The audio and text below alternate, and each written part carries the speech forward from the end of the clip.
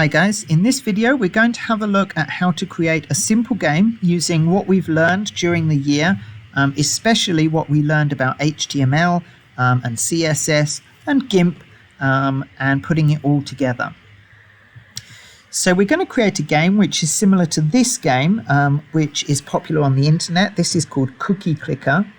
And it's a really simple game. All you have to do is you click on the cookie. It's really difficult to say that. Click on the cookie, and then every time you do so, you get 1 point. And as you click, it gives you sort of encouraging messages. It says, you're doing well, try to click faster.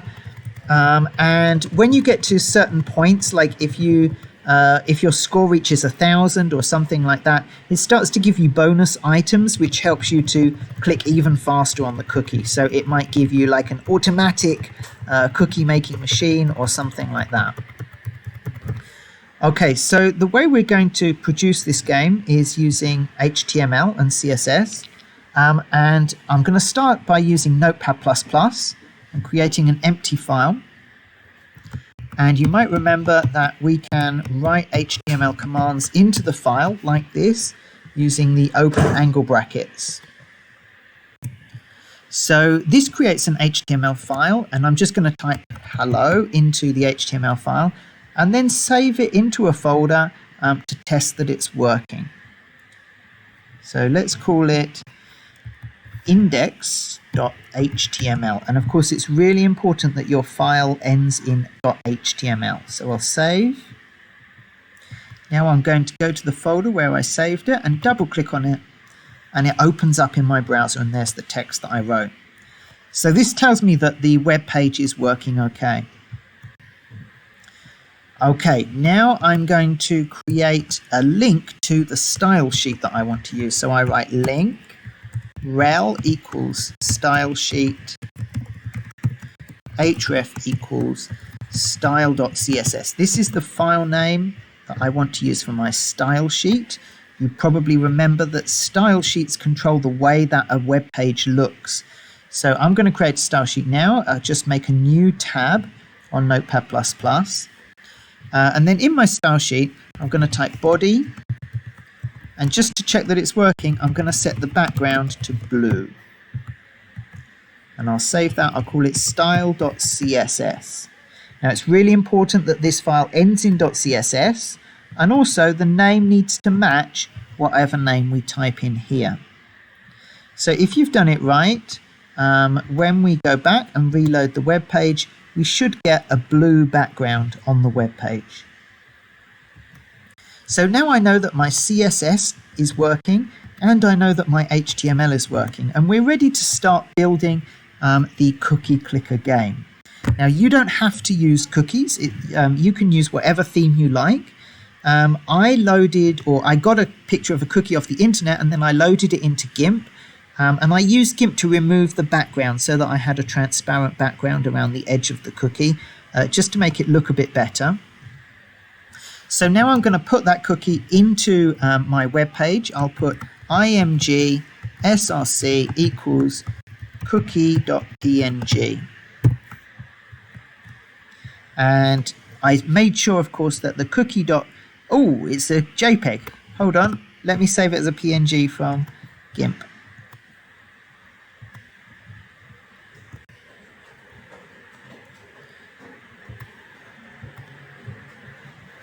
Is that working? Sometimes it can be very slow. Here we are. Okay, so I've saved it as a PNG now. There we are. And if I now reload it in the browser, and there's my cookie. Okay. So now I'm going to go back to my CSS file, and I'm going to specify the size that I want the cookie to appear. So I'm creating the image tag, and then I'm going to write that I want the width of my cookie to be 300 pixels. So that's 300 px and a semicolon. When I go back to my browser and click reload, you can see that the cookie is shrunk down, so that makes a better size for the cookie in my game. Now the next thing is I want the cookie to be animated. So when I click on it, I want it to kind of bounce like it does in the cookie clicker game. And it doesn't do anything at the moment, but we can make it bounce really easily in CSS. So I'm going to type img and then a colon and then active, open brackets. Now actives means when the way that you want the cookie to look when somebody clicks on it. And when somebody clicks on it, I want to set the width to 200 pixels. Now that's going to make the cookie smaller. If I save that and go back to the web page, and then if I click on it, you can see the cookie is kind of freaking out a bit. It's going a bit crazy, but that's okay. It's a starting point. Now, to make the cookie not zoom up to the top left corner, I need to make sure that when it shrinks, it has a bit of space around the edges. And because it's 200 pixels, whereas the original cookie was 300 pixels, I need that space to be 50 pixels each side. So there's 50 pixel space on the left, and then 200 pixels of cookie in the middle, and then another 50 pixels on the right. So if I reload that and then click on it, and now you can see the cookie is kind of zooming in and out when I click on the cookie button. Now the next step is that I want to animate it, and that's also really easy to do with CSS. I type transition, and then I can choose how fast I want it to animate. So I actually want it to go quite fast. I'm going to do 0.2 seconds, just with an S, and then a semicolon, and save it. Let's go back, reload, and when I click on the cookie, you can see it now animates nicely. Okay, we've got our cookie and it bounces when we click on it, but now we need to have a score. So I'm going to go back to my HTML web page, and now I'm going to start adding in some score text. So let's make some text here. I'm going to say H1. Now remember, H1 stands for heading 1, and I'll put score, colon, and then /H1. And then save it, and if I reload, and then we can see the score text has appeared in the top left. So I can click on the cookie, but the score isn't updating at the moment. That's the next job. So to make the score update, I'm going to add in the span command in HTML. Now what span means is it's basically just a placeholder that allows us to insert text at a particular point. And in order to do that, we have to give it an ID. So I'm going to give this the ID of score. Okay, now this is where we need a little bit of programming, because I'm going to go down to the bottom and write script. Now the script command allows us to write some program code.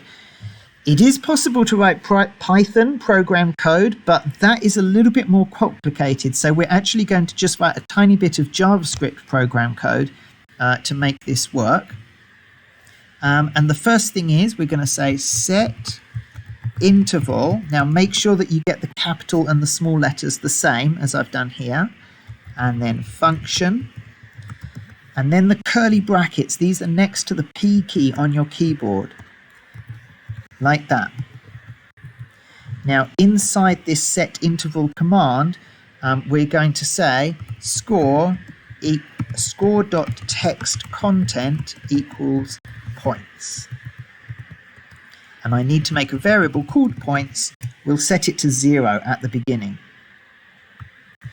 Now if we save that and go back to the cookie clicker game and reload, and everything has gone correctly, we should get 0 next to score. If you got that working, it's now quite easy to make it add to the score every time you click the cookie. So we type onClick equals points plus 1. That's going to add 1 to the points variable that I made earlier on.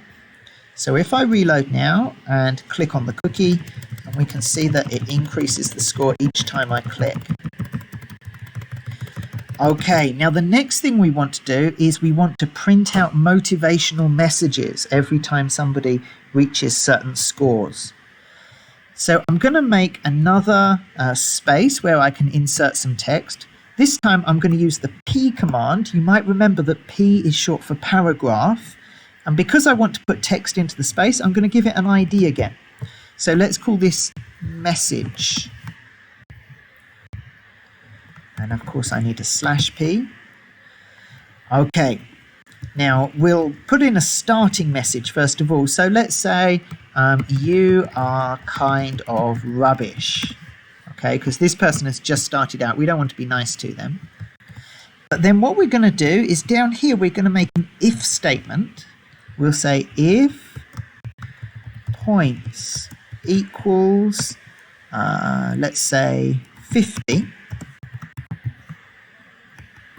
Now, you can see the if statement is a little bit similar to Python, but because this is a different programming language, it's JavaScript, we do need to do things slightly differently. So we need to put brackets around the equals command, and we need the curly brackets again, the same ones that we did here next to the P on your keyboard when we're writing the if statement. So then I want to say message.text content equals not bad, keep going. Okay, so what's going to happen is that when we get to 50 points, it's going to change the message which is up here, right? So it's going to change from you're kind of rubbish to not bad, keep going. Let's just test that out. So it says you're kind of rubbish. I've got to click on the cookie quite a few times, but when we get to 50, it doesn't work. Okay, I've made a mistake somewhere. Let's just check where I made a mistake. If points equals 50, not bad, keep going. Okay, hold on. Looks all right to me. Just going to see if I can spot it. So I'm going to go to More Tools and Developer Tools and see if I can get some feedback on the error that occurred.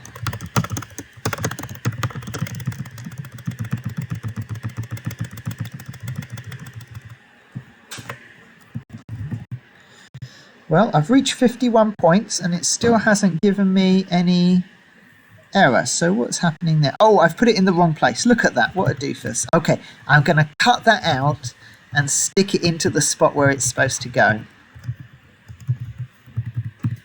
There we go. Let's try it again. Okay, so now tap again.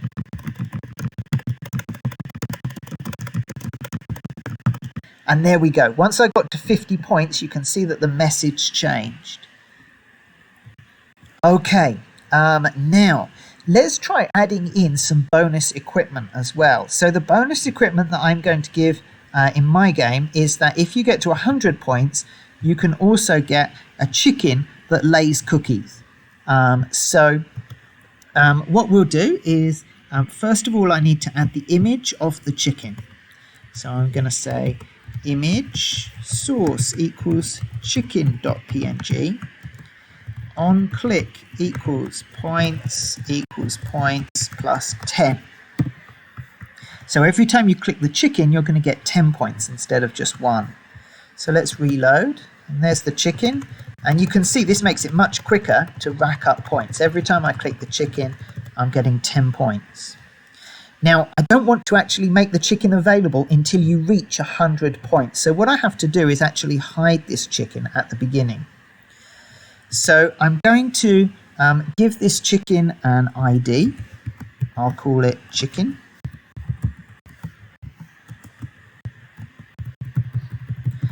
Okay, and then what I'll do is at the very start of the game, I'll say chicken.style equals display none. That's going to hide the chicken when I load the game. So let's just test it out. There we go. The chicken's not visible. Now, in order to make the chicken visible again, I'm going to write another if command. So I can even just copy and paste this if command. And then I'm going to change the limit. So if I get to 100 points, I'm going to say chicken.style equals display block. So at the beginning of the program, I set the chicken style to display :none. And then later on, if you get to 100 points, I set the chicken dot style to display :block. So let's just try reloading the game again. And then my fingers are getting pretty tired, but I'm going to have another go. Let's keep clicking on the cookie. So get to 50 and the message should change. There we go. Not bad. Keep going. Now try to get to 100. And then when I get to 100, you can see the chicken appears. And then I can start clicking on the chicken and my score goes up in steps of 10.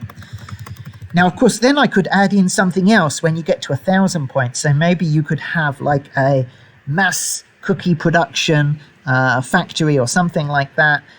Or maybe you could have like cookie bombs which explode and give you 1,000,000 cookies or something like that. So it's up to you how you want to design your game. But I think that this shows you the basic idea of creating a cookie clicker game. Now, another weakness with my game is that, to be honest, the colors and the style isn't great. I haven't worked very hard on creating a nice graphical style, but I think that a lot of you guys know how to make a web page look much nicer than this. So I will really be looking for web pages which have a good design, nice graphics, and you can even draw your own graphics using your skills in GIMP. So if you're a good artist, why not draw some graphics of your own, save them off, and then use those to build a really unique cookie clicker game.